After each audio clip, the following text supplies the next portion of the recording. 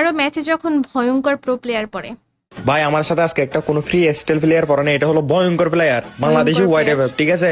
বাইরে ভাই কি ভয়ঙ্কর মুভমেন্ট দেখেন, স্কুপ দিয়ে ওয়ান ট্যাপ মারতেছে আমাকে, ভাই এর কাণ্ড দেখে আমি হাসতে হাসতে শেষ। দেখেন না গাইস, মানে কিরকম মুভমেন্ট করতেছে বাইরে, ভাই দেখেন।